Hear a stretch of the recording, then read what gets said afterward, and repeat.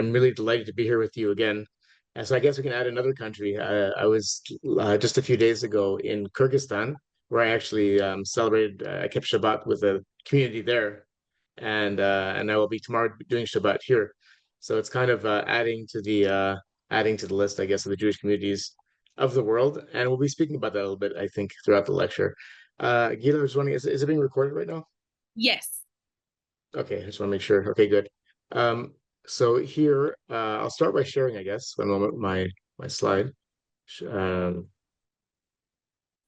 here,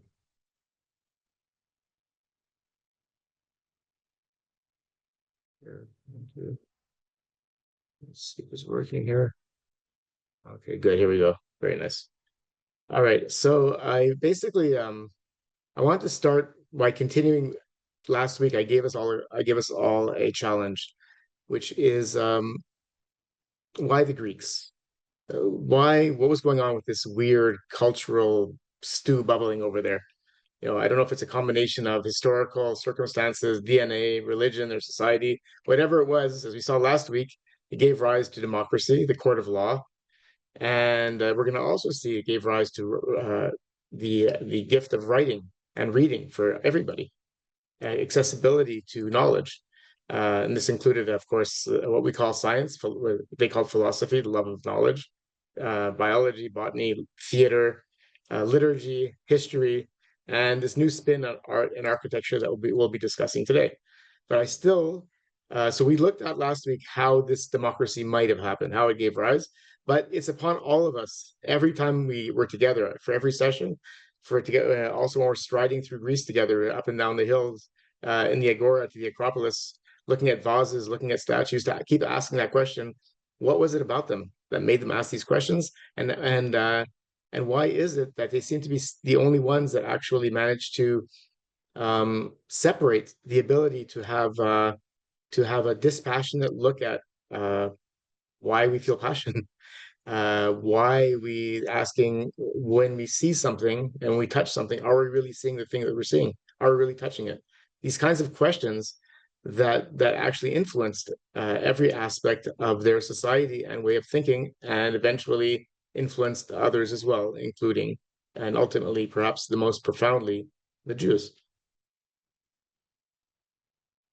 So the title, vases, statues, and temples: how the Greeks celebrated the mundane and the divine. I kind of like that because I was when I said, if I can teach you art and architecture, it's kind of, everyone does that, art history, and I think it's beautiful. I think it's important, but it doesn't really get to what was unique. The challenge I'm setting ourselves: what was unique and different, and how they approached what other cultures were approaching differently. And one of the clues perhaps might come, here's a map of Greece, from this interesting fellow by the name of Hippocrates. You might know of him as the Hippocrates, the famous physician, the original physician. We have many doctors swear on the Hippocratic Oath to do no harm, etc. And many Jews who feel uncomfortable swearing to the gods will swear to Maimonides by the Maimonidean oath instead. But Hippocrates was this ancient Greek physician, and he's considered the historical founder of the history of medicine. And he had this interesting observation that I want to share with you. It's a bit controversial, but bear with me. He says, you will find as a general rule that the constitutions and habits of a people follow the nature of the land where they live. Where the soil is rich, soft, and well watered, and where the seasons are favorable, you will find the people fleshy and they have watery constitutions. Such people are incapable of great effort. In addition, such people are, for the most part, cowards. They are easygoing, clumsy craftsmen and are never clean or delicate. But if a land is bare, waterless, and rough, swept by the winter gales, and burnt by the summer sun, you will find there are people hard and spare, by nature keen and fond of work. They are keener at their crafts, more intelligent, and better warriors. You can see why I said this is a bit controversial, this statement, but he was actually asking the same question that we're asking. Why, what made the Greeks suddenly find ways of building monumental architecture? Why did they create these arts and statuary and beautiful illustrations on vases, like things that nobody else, philosophy, saying what gave rise to this? And this is Hippocrates' best, his first stab. He's saying maybe it's this. And I thought of that 2 days ago when I was in Kyrgyzstan, and I was just in the steppes, the Asian steppes, and this is an area where you can see the mountains all are all around me, and the rocks have been brought down by glaciers. And all of these rocks, maybe I guess not all of them, maybe 30% of them are covered with petroglyphs, with drawings on stone that are date from 2000 to 3000 BCE. And I found that interesting. I said, oh, these people were looking at these stones, and it made me think of my lecture with you. So I actually took these pictures thinking of you. And one moment, let's see, I'm going here. You see here this beautiful figure of a deer. Look at that. That one also is about 1000 BCE. And as you're wandering this area, they also created this. Look at that. Doesn't that remind you of the Cycladic statues? I was fascinated, and I said, this reminds me of Hippocrates' theory. These people had all this access to stone; they didn't have much else, and look what they started doing. They started drawing, making statuary out of stone. And so I thought I would throw that at you, just to and then imagine Greece. Imagine the mainland Greece with all of its marble quarries on the islands, with its kind of sparse timber, not really large trees. So it wasn't good for large monumental boat building like you had in Lebanon, for instance. So and so yeah, and then of course, but they still had a twist of their own. They might have earth, they might have clay, and from the mud that they found by the rivers and the sea, the Greeks weren't anything special in digging it and saying, "Oh, this clay we can mold it, we can fire it, and create vessels as well as statues, of course." And they used them as pots and cups and even funerary urns. But what was different about the Greeks, of course, is that they started painting on their vases, and they immediately start painting. Like we have with this proto-geometric vase. Look, they're already doing the shape with swirls and squiggles. This is 975 BCE. Look at this here next. They're already starting this thing. My favorite type of Greek art, geometric art. Look at this. They're so 900 to 700 BCE. I wrote BJH for fun because I said before Jewish hippie. Never mind, it's my own shtick. But uh, look at these beautiful lines that you get these segments on the very top of this geometric period vase to the left. It's known as a Dipylon graveyard. You have a figure on a funerary burn being burnt. So you actually have customs. You have the women pulling at their hair. So you the Greeks of this time are already depicting this is what we do as Greeks. Look at us. So they dig the clay, they make pots, and they're already doing something different. And they're telling their stories. Some say this might even be the earliest depiction of telling the story of the Iliad, of the funerary games of Patroclus. That might be, but it's incredible that they were doing this. And as well as that, just shortly afterwards, around 725 to 600 BCE, they start showing influences of other cultures. So they've been trading with the Mesopotamians, and they're learning stories about griffins, and they start putting in their vases. They know nothing, and harpies. They know nothing about them, and they start actually taking myths and mythography from other cultures and putting it on their vases. And they also include lions and deer, elements that we know very well from Mesopotamia and Canaan. And so they're not just reflecting their own culture; they're showing this influence and conversations that they're having already with other peoples. And this is an incredible clue for us. They're creating things that are individually their own, and they're taking ideas from other places. They're trading, they're hearing, they're listening, and they're learning.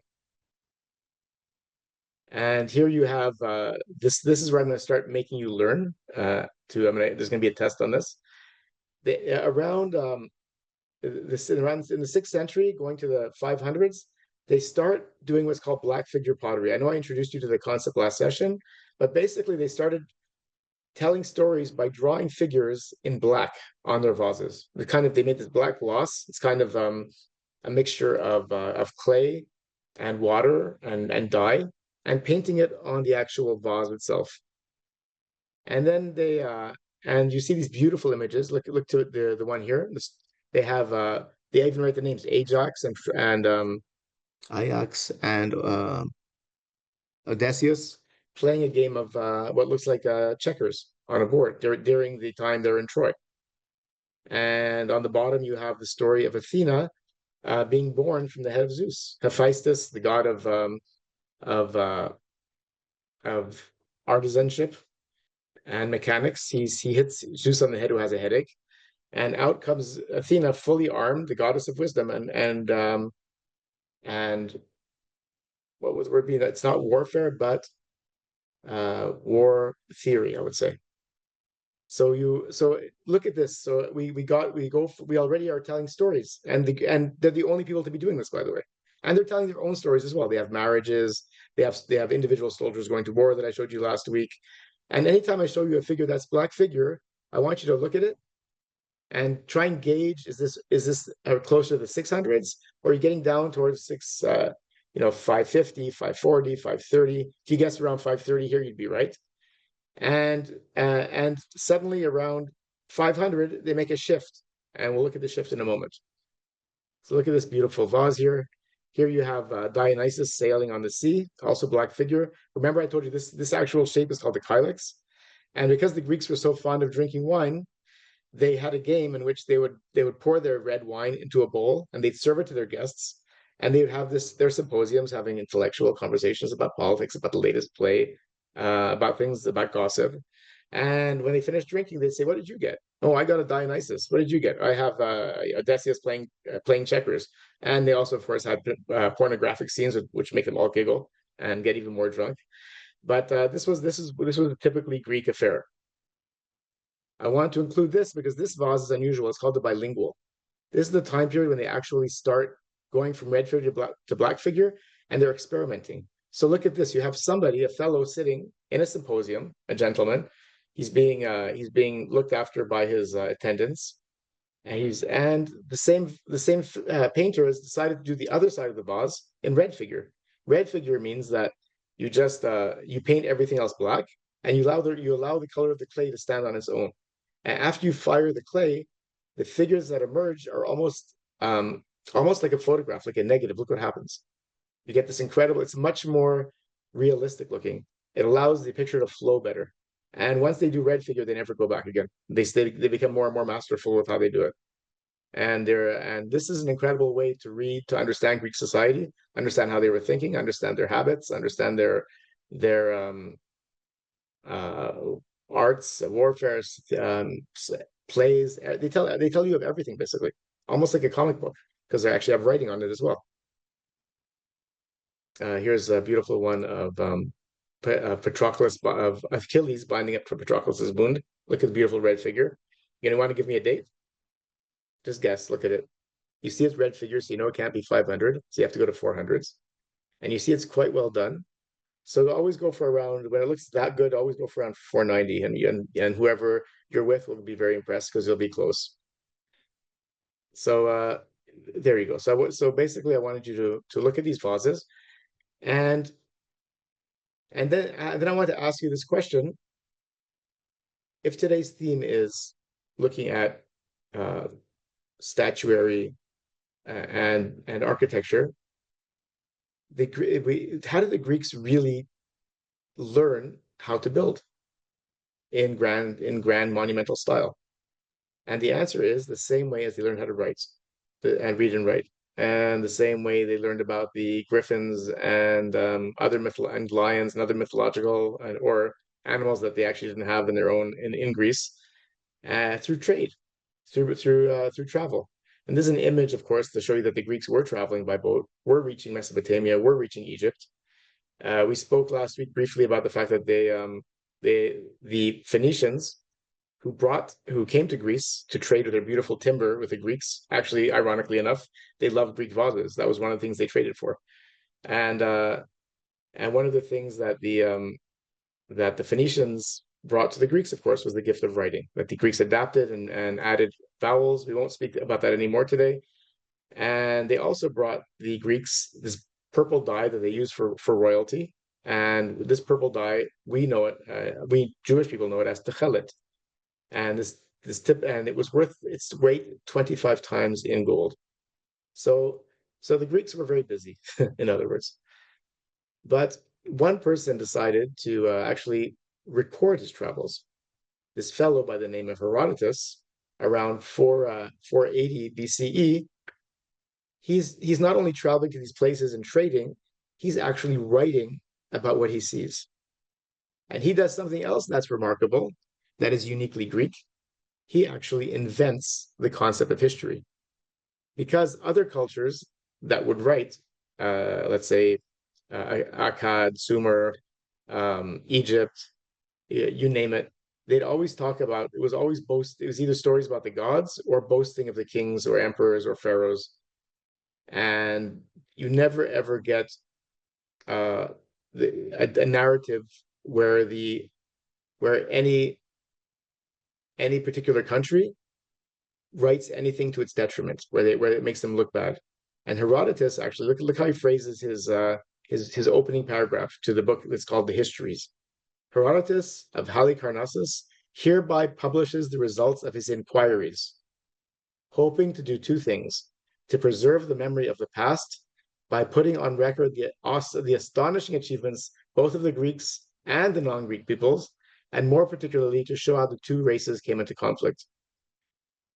If you look at the top where I wrote the word inquiries, the word in ancient Greek, or in Greek altogether, for an inquiry is historia. Historia just means an inquiry. It has nothing to do with his story or her story. It just means basically a deeper look at things with questions. And so Herodotus is known as the father of history, the inventor of history, because of this. And for many years, he was called the father of lies, because some of the stories he told of things that he saw sounded so preposterous to his readers that they said this could never be.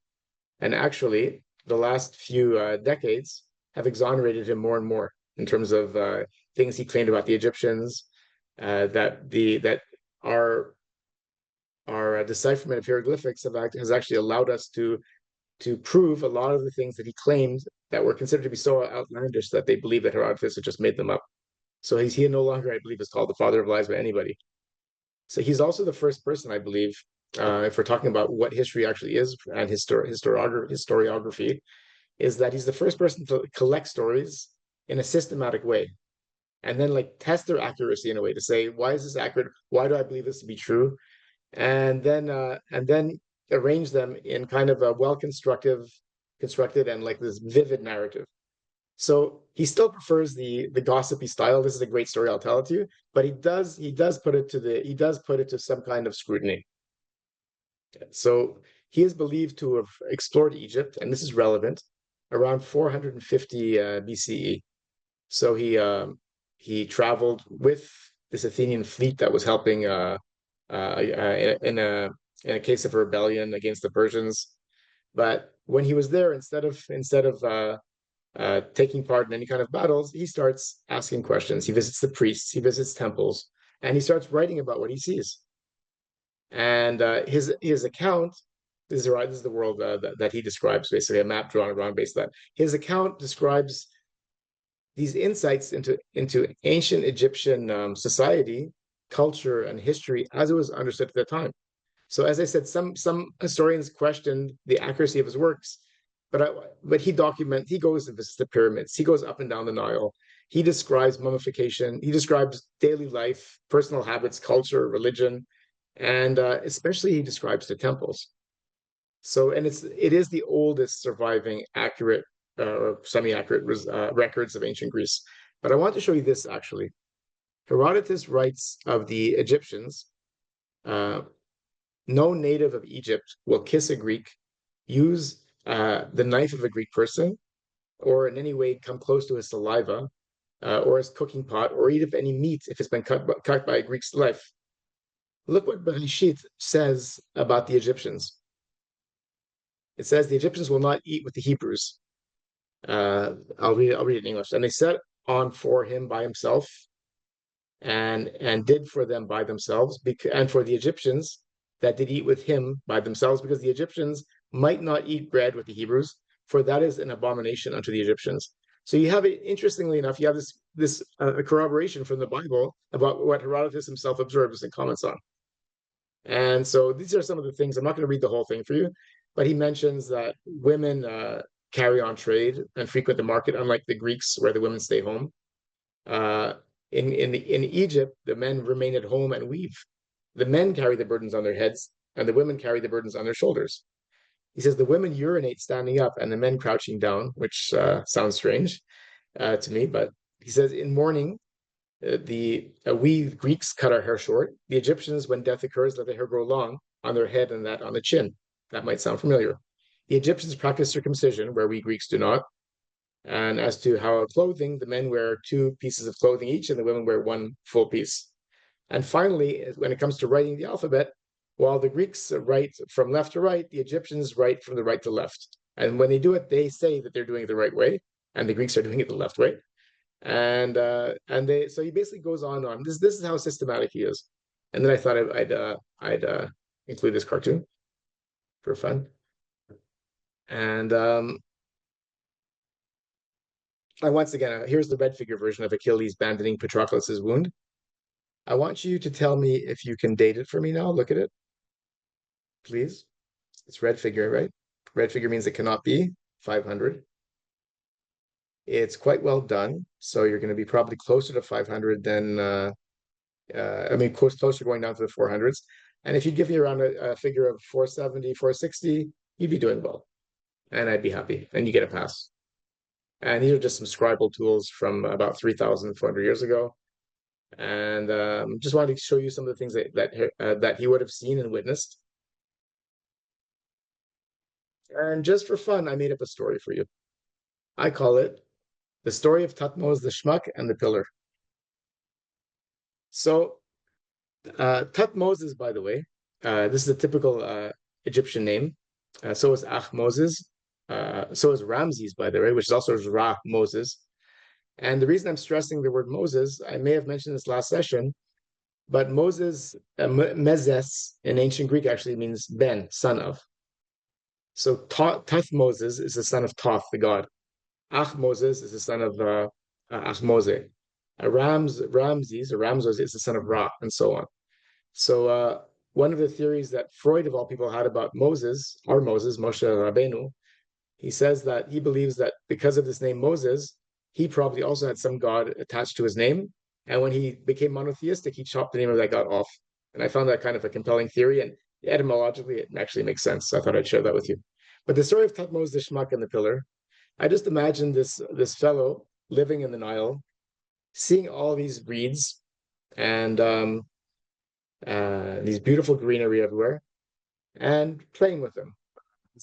He's there, and at the time Egyptians were building in these kind of rock pillars. They just kind of put rocks together, break it, and start building up. And Thutmose, or some ancient Egyptian, looked at that, and he said, "This is much prettier, these shapes, and much more pleasing to me than those ugly brick shapes that we see." And the Egyptians shortly afterwards started building like this. They actually they actually represented in their stone monuments, they started carving images of bound reeds. Look at that. And they're really exquisite when you go there. And it's not a stretch to say that the people who saw this, the Greek visitors saw this and introduced the concept of grooves in the Greek pillars, which is why we have the grooves today that we know very well, both in Greek and in Roman pillars. We believe, most scholars believe, archaeologists, that it was a direct influence of Egypt. And basically what we see on our groove pillars today probably comes from those bound reeds of ancient Egypt. And I just wanted to share that story with you. Something else, by the way, when you go to Egypt, many of you may have been, I would love to take you myself one day, but when you go there, you'll see many of these pillars are painted, beautifully painted. And very important for today's lesson about Greek architecture is these temples and pillars were brightly, brightly colored in Egypt. And we know it because the color is still there in many, many places, because Egypt, of course, the dry heat preserves it. Greece, the humidity and the seasons and the very fluctuations of the seasons causes the paint to eventually disappear. unless it's buried, in which a few cases some of the colors are preserved. In Egypt, you can see it everywhere. And very important to this lesson is that if the Egyptians are transferring their knowledge, if the Greeks are taking this knowledge and putting it in Greece, there's no reason to think they didn't take color as well. And in fact, now we know they did. But for all these years that we knew that the Egyptians painted almost in garish color, we believe that the Greeks were just had this idea of purity, where everything was beautifully bright, glaring white from the sun, this pristine marble. And in fact, now we know it's not a theory, that every inch of these pillars was painted the same to Greek taste, which would to our taste be almost garish. Every part of it, the statues, the every element they were clothed, the stuff. So it's already changing our perception. Just I wanted to put that out there. And and as I said, the Greeks are also reaching other parts. So it's not only Egypt they're seeing Mesopotamia. Mesopotamia, of course, has the ziggurats, particularly in the area of modern day Iraq, which is where they built these huge monumental temples, layer by layer by layer. And the Greeks were also influenced by that. These grand temples, like glorified kings and made priests central. And all around you have the statues of kings as demigods, like we see in Greece as well. So just as an aside, the ziggurat was believed by some scholars, biblical scholars, to be the inspiration for the Tower of Babel, the whole story behind it. So anyway, Herodotus would have seen these beautiful, magnificent statues of the pharaohs, as did previous Greek visitors. And this statue is standing in Luxor, by the way. You can go see it today, of Ramses II. The Ramses, by the way, who's believed to be the pharaoh behind the story of Moshe and the Exodus from Egypt. And this is from about 1250 BCE. But look how he's standing, by the way. You see that one leg in front of the other? You could kind of one stand and show you. But look how his hips are even. Even though one leg is in front of the other, there's no shift in weight. So the Greeks took that stance themselves. If you look here, this I have next to it the Mentu Melchet from 700 to 650 BCE. And the Greeks, their earliest statues are called the Kuros. And you can see that they have the same leg in front, the same hands clenched in the same way. So it makes it very difficult to not acknowledge this kind of influence from Egypt. But they're already making a tiny shift, not that much, it's still more or less central. But you can see the Greeks are already experimenting, these tantalizing hints of conversations that were taking place between the Greeks with the Egyptians, and then with fellow Greeks when they're back home, artists and carvers. And here you have, and look, gradually, can you see this? You have the shift of hips. You gradually look at how the weight is going, and one hip is going higher than the other, and it looks much more natural, much more realistic. So this one I showed you last week too. It's called the Moscophorus, the ox carrier. And I wanted to again start teaching you how to date. I'm purposely choosing things from the same time period. So this actual statue of a Kouros carrying a calf. Look at his eyes. They're what we call almond shaped. His hair is beaded all the way down, kind of like and you can see it flowing down around his legs. And the smile he has is called an archaic smile. So when we're together in Greece and you're going to be looking at a statue, the same way you're going to be dating vases for red figure and black figure, you're also going to be looking for those smiles, the archaic smile, and say, oh, this is an archaic statue. That's how you're going to know. Again, look closely. This is in New York Kouros. They call it the New York Kouros, the name of it. You can see the same smile, the same beaded hair if you went closely.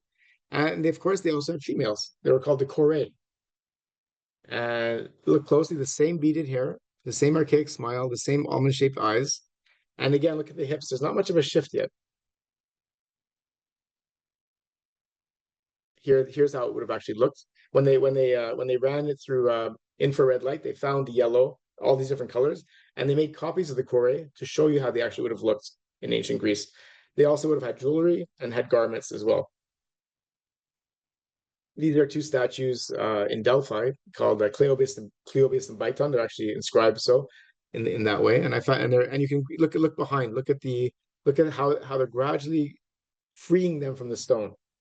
And the Greeks, you can see the Greeks are going much further than the Egyptians or the Mesopotamians. But what they're doing differently also, and I hope you're realizing this, is they're not celebrating kings. They're not celebrating gods. These are regular people they're talking about. They're common folk. And this is they're celebrating them, the people, for the sake of the people themselves. And this is something remarkable. Again, I showed you this last week as well, but I wanted you again to look at the archaic smile, the almond-shaped eyes. I want you to start looking for the scenes and start dating yourself. This is the reason I'm including this now is that this piece of statuary was actually on an earlier Parthenon on the Acropolis in Athens, and after the Persians destroyed it, the Greeks buried it almost the way the Jews bury their Geniza, their holy documents. The Greeks also believed their statues to be holy and buried it, which is why you can see some of the colors actually preserved. Look at the tail. And so a new Parthenon starts to get rebuilt by the Greeks to reflect this new beginning of Athens as an example of as the victors, and also as an example for all the city states to say, look, here we are, the Athenians, the leaders of all these wonderful things that are Greek.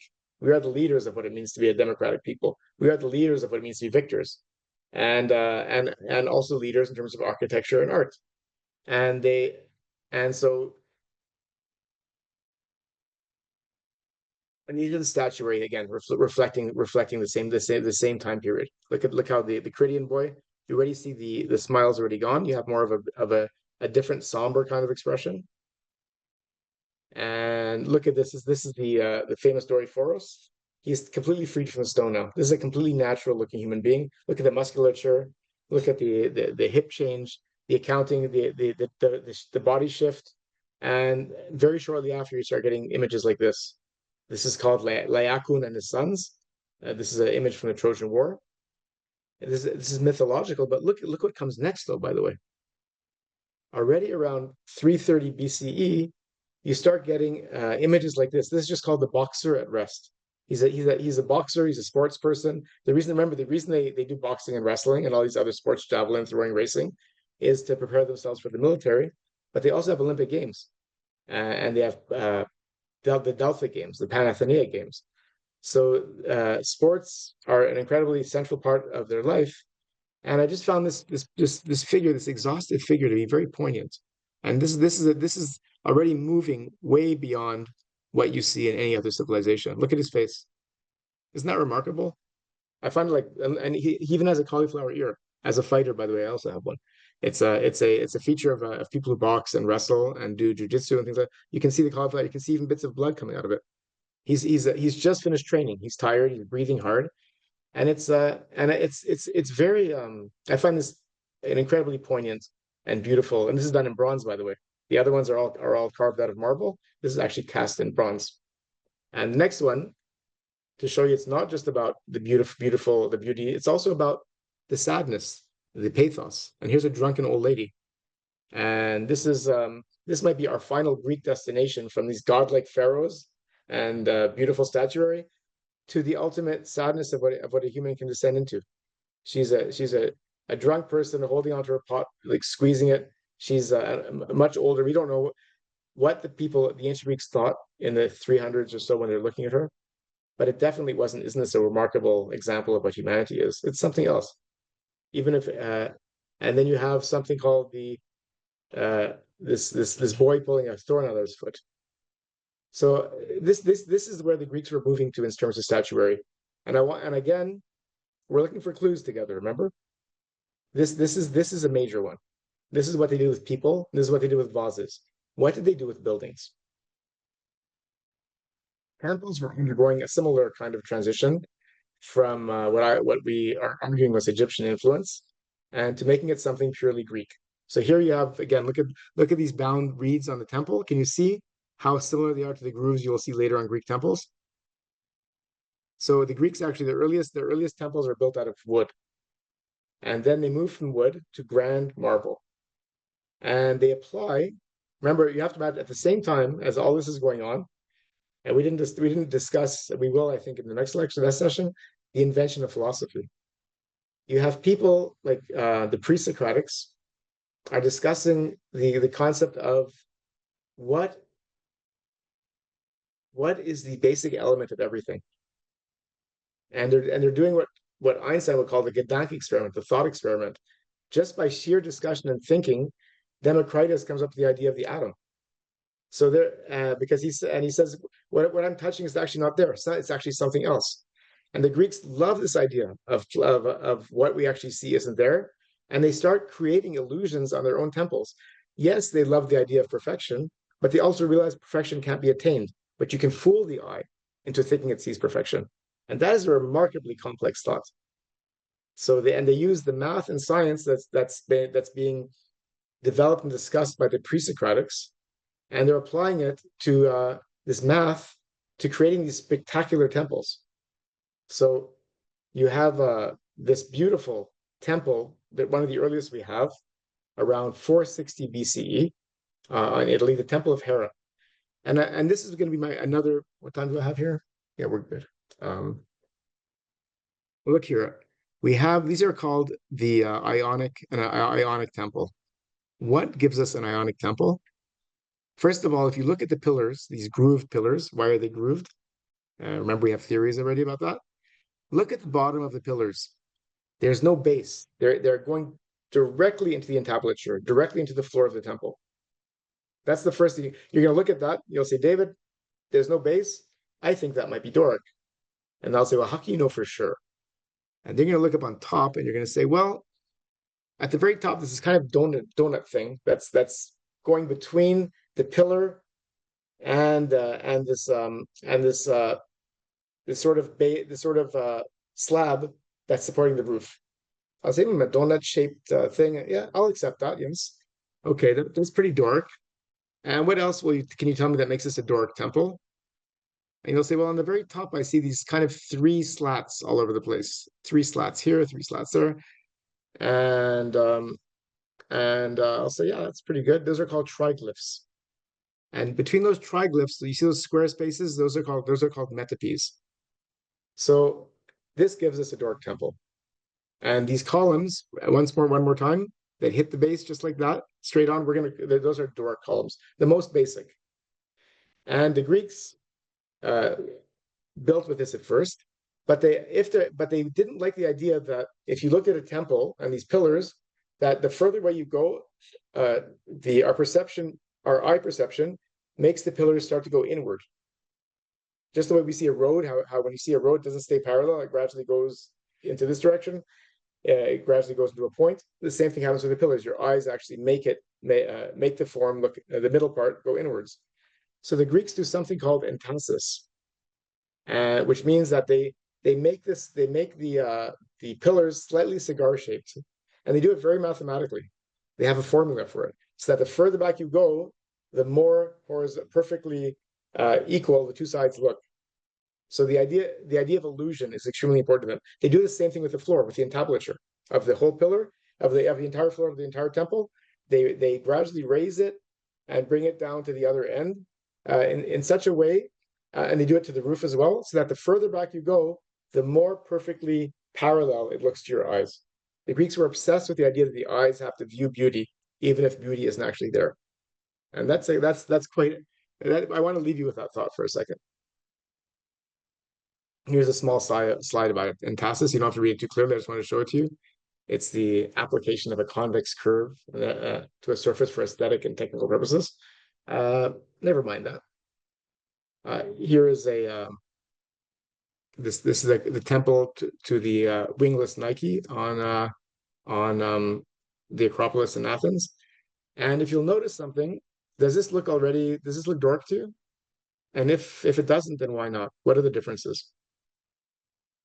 So the first thing I want you to look for is, remember, the base. Does the pillar go directly into the ground? No, right?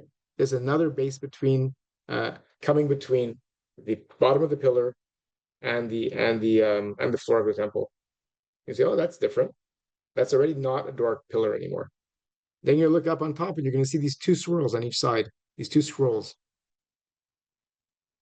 And that already tells you this is an Ionic pillar, the two scrolls and the base on the bottom. And what makes it an Ionic temple is on the very top, you no longer have the triglyphs, those three stripes, and the square of the metope. You have a continuously running frieze. And these friezes filled with statuary. Isn't that amazing? Now you have statues actually filling the spaces of the temples. They're bringing the worlds that we're discussing together. They have all the drawings that were on the vases, all the statues they're making. Now they're telling the stories in their temples. And they're using the temples to tell stories. No one else does this. And they do it along the very front of the temple where you have that triangular part. It's called the pediment. They also tell full stories in them. The Greeks have what's called a horror vacui, a fear of empty space. They try and fill every space with something, and frequently that's those spaces have incredibly informative stories for us, historians, archaeologists, just people who are interested. Here's a close-up of the Ionic pillar, and I don't want you to look. You don't have to know all this technical information. I just wanted you to see how the top shows the frieze. Here you have, again, a look at what an Ionic temple pillar is. You see going directly into the ground, the top separated by a piece between the ceiling and the pillar itself. And here you have a symbol to triglyphs and the metope. That's all I want you to know for now. And last but not least, you have this other pillar. Look at the very bottom. You have, just like the Ionic column, you have a piece separating the pillar from the ground. But when you go to the top, you can see the entasis. You can see the slightly bulging of the columns. And when you go to the top, look at these interesting shapes here. These are actually leaves, and these leaves are not papyrus leaves that we see in the Nile Delta. These leaves are a local plant called the acanthus. So the Greek pillar is the Egyptians had their lilies and papyrus bundles. The Greek pillar is now a composite. They have the grooves that we know from the Egyptians, and now they've added their own local plants. So they've Greekified it in addition to the statuary and imagery that we've seen. So this is a Corinthian column. I want you to see that whenever you look at this, you'll say, David, that's a Corinthian column. And here's your three bits of knowledge that you've learned: Doric, Ionic, and Corinthian. DIC. You can decide what that spells, but it'll help you remember those three types of columns for your knowledge. And here is a beautiful stylized version of the Parthenon that we're going to see together on the Acropolis. And look at this. You have the pediment, that triangular piece in front of the temple, telling a story. You have the Ionics. You have the Doric pillars outside. By the way, the Parthenon was unique. On the outside, they had Doric, the most basic type. The next layer was inside. They had a layer of Ionic columns, and the deepest part of the temple that housed the statue had Corinthian. So they had all the different types of. So in other words, on the Acropolis, on the Parthenon, Pericles hires Phidias, this artist, to basically put the best of the best all together, the culmination of everything we're discussing. And look at this here. This is a painting by Alma Tadema in 1868 of Phidias, the artist, observing his artists painting or creating the frieze. Remember I told you the Ionic temple has a frieze, and this frieze around the temple is telling the story of the Panathenaic procession. And these marbles still exist. You can see it. Most of them, unfortunately, unfortunately, controversial subject, in the Elgin marbles in the British Museum, but they do have some of the original pieces in the Acropolis Museum that you're going to see yourselves soon. And we're going to also discuss that burning question as to whether Elgin is a thief or a savior, because by taking those marble pieces, he arguably saved them for all humanity to be able to enjoy. But by stripping the Greeks of their heritage, the Greeks say, this is still ours. You took it from us and we want it back. And the British say, well, we saved it for you. And so this discussion is something that we're going to have a great time digging our teeth into. And even the Greeks, the majority of them are passionate about getting the Elgin marbles back. But even they discuss whether the British have a point and that they actually saved it from the turbulent times of history when the Greeks did not have control over their own land, and the marbles may have been destroyed if they had not been taken away. So here I just wanted to show you again this this kind of the cutout of the temple. Look how it looks. You can see here the Ionic pillars inside. And I can't show you the other ones. The cutout doesn't show it to you. And this I just want to show you briefly just how the curving actually looks. I don't read it too carefully, but just realize this is how the architects, Greek architects drew their models. They drew it like this, not straight out sketches. They spelled it out mathematically, and they even have sketches in some parts of the Parthenon where you actually see some of these sketches drawn out. So this, I'd say, tricking the brain. Who would believe that there's actually no straight lines or right angles in the Parthenon? So it's all it's and yeah. So yeah, I'll leave you with that thought. It's mind blowing. Here I want to show you briefly what a triglyph metope looks like.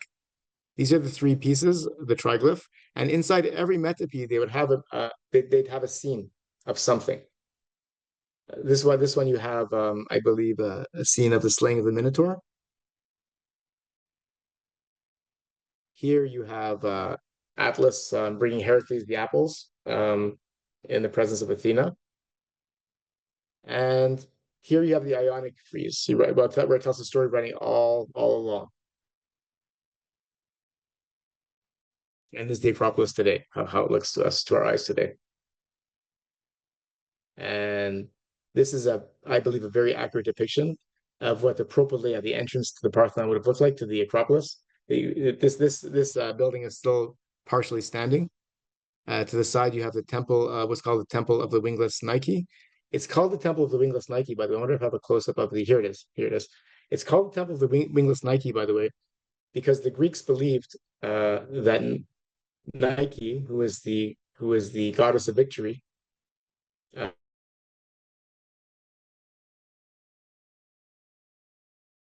goes that they had a statue of victory who always has wings, with her wings clipped inside her, so that victory can never again leave Athens.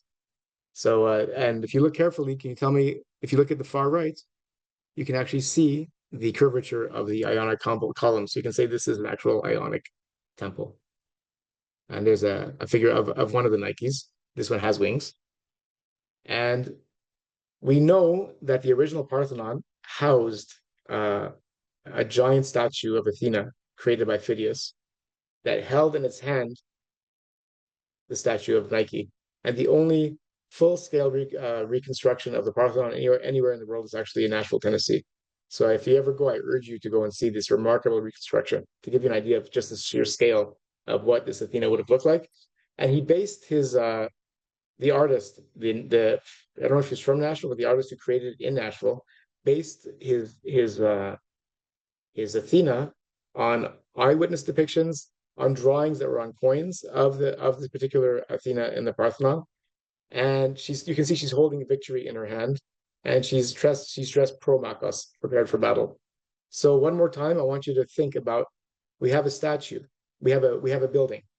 All around the buildings it tells stories in the pediments, in the frieze, in the metopes, and on the very inside you have Athena herself, the goddess of Athens, and it's kind of a culmination of everything we've discussed now throughout the last I guess 25 minutes or hour, I'd say, almost. Yeah. Here's a coin, by the way, with Athena sitting down with her shield, holding victory in her hand. And here's a good reconstruction of what it would have looked like in color. This is the outside of the Parthenon. Look at those beautiful triglyphs. Look at the colorful metopes inside. And I wanted to show you next here.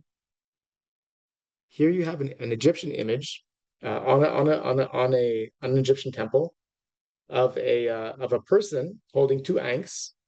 It's basically a person and a pillar put together. And look what they have in Greece.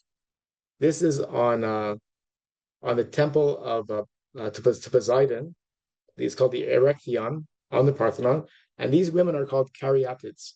They basically created pillars in the shape of women who are supporting, who support the top of the temple on their heads themselves. I find these figures they're hauntingly beautiful. These are all replicas because the Athenians themselves today, the Greeks, They brought the original statues into the museum. You'll get to see the originals in the Acropolis. They're look at the clothing, look at the drapery, and you have only one of them was actually stolen by Elgin, Lord Elgin, and that one was brought away, and the Athenians still bewail that particular missing one. They say her sisters miss her. They're quite passionate about it. So yeah, I will leave you with this because last time the lecture lasted a bit too long, and I want to give you a chance to have some pause for some questions and thoughts. So thank you. Thank you so much, David. That was super interesting and very detailed. Because the Greeks were influenced because of their travel, how do you know that the pottery didn't come from other places and that it's Greek pottery? We don't have any examples of any other. There are some Mesopotamian vases where you'll see certain depictions happening, but you have no examples of day-to-day life. You have no full-scale stories that it's just there's just nothing like it anywhere you've ever seen, including Asia, anywhere I've traveled. It's something that's uniquely Greek. The Greeks typically take things and make them better. This is something that was just Greek. It's just for me, it just shows their almost obsessive need to fill every space with something, and that something in this case was just drawings about themselves. I think last time there was a question on if they were influenced by other places, were they influenced by the Hebrew Bible? And was Herodotus influenced by the Israelite civilization? If he traveled through Egypt, did he travel through Israel as well? No, he never mentions that. There's no record of it, and there are mentions, but they're mostly of Aristotle having conversations with Jews, but it's actually Josephus Flavius that writes about it, and there's actually no evidence of this deeper discussions about the Hebrews at that time period in particular. So, if the Greeks are taking things and making it better, and they're influenced by travel and their environment and what they find, what about the influence of war? Does that have any influence on society? Well, it's actually a very helpful observation. The One of the things that made you uniquely Greek was that if you participated in an important battle, that that showed you as part of your society. Last week, we discussed the importance of democracy, of being part of your society, of discussing, of taking part in elections. It was very important to take part in battles to protect your people. So for instance, the first playwright, Aeschylus, he was in his own time he was famed as the winner of contests of playwriting contests. But on his gravestone, he had written took part in the Battle of Marathon. That was what was important. So this defined you. But to go deeper into your question, what the Greeks did not want to do was share their knowledge with anybody else. They weren't interested in that. Everything they did was just for the Greeks, and they were so selfish with their knowledge that their famous Olympic Games that started in 776 BCE, held every 4 years, no non-Greek was allowed to participate. And there was even grumblings or mumblings and rumblings if they should allow the Macedonians with their funny type of Greek, their weird accents, and their strange type of monarchy that wasn't any kind of democracy and any kind of giving place to the people, but included polygamy. They said they shouldn't even be allowed in the Olympics.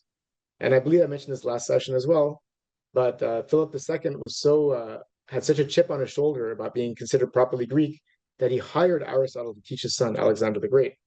He said, "Oh yeah, we Macedonians will be more Greek than any of you." And not only that, Philip II starts to conquer Persia and all kinds of other places and other Greek city-states, and starts to impose what he thinks is Greek. It's called absolute despotism in modern terms. He basically imposes philosophy and culture and ideals of democracy on everyone else. And Alexander the Great, of course, runs with that.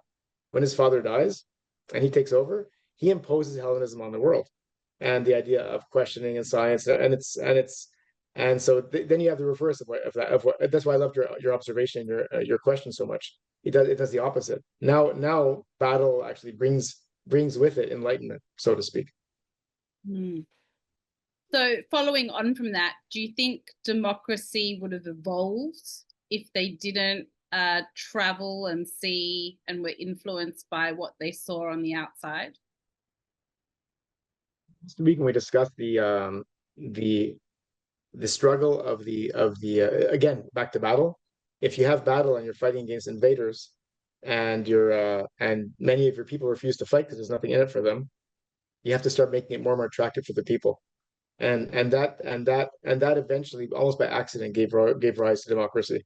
And again, are we even certain that we should call it evolution? Is it really the best form of government? Plato certainly didn't think so. Plato said Socrates was killed because of democracy. It just the he said the ideal government should be philosopher kings, where you hire somebody with a good ethic. You elect deep thinkers who are very ethical and moral, and they should be the real rulers for people. So I want to steer us away from the idea of evolution of democracy. Is that really the best form of government? But really think about. But it is true they developed it, and the importance they place on every common person is unique. And again, it's one of our clues that we're looking at.